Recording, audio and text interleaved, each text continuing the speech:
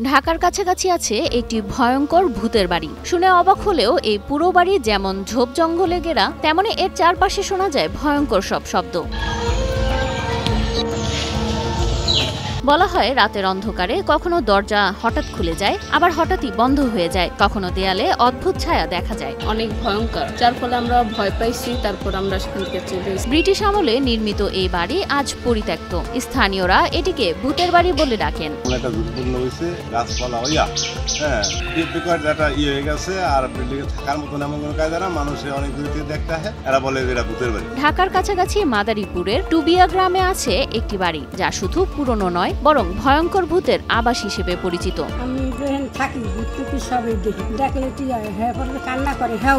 স্থানীয়দের মুখে শোনা যায় ভূতের নানা গল্প। বলা হয় হিন্দু দারোগা সুজয় সারেং এই বাড়িটি ৭০ বছর আগে তৈরি করেছিলেন। দেশভাগের পর তিনি চলে গেলে বাড়িটি খালি হয়ে যায়। এরপর থেকেই বাড়িটি ভূতের আবাসস্থল হয়ে ওঠে। আমরা ওখানে গেছিলাম, আমরা পুলিশের একটা শব্দ পেয়ে আমরা চলে আসছি। খুবই সবাই ভয় পেয়েছে। ভূতের ভয়েও হার না মানা একমাত্র মানুষ বাদশা মাতুব্বরের স্ত্রী রিজিয়া বেগম। ৭০ বছর আগে তিনি এই বাড়িতে প্রবেশ করেন এবং ভূতের সাথে লড়াই করে এখনো টিকে আছেন।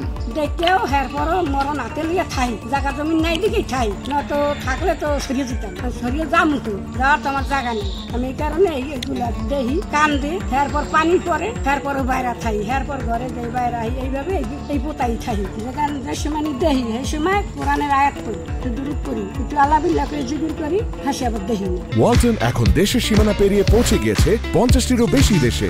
ওয়ালটন, ঘরে ঘরে, বিশ্বজুড়ে। স্থানীয়রা জানান রাতের নীরবতায় এখানে অদ্ভুত শব্দ, হঠাৎ বাতাসের ধাক্কা, এমনকি ছায়ার খেলা চোখে পড়ে। পুরনো বাড়ি তো ভাঙ্গাচুরা, একবার নষ্ট গাছগাছালা বা ইটে এমনি জঙ্গল মঙ্গলের ভয়ঙ্কর মতো দেখা যায়।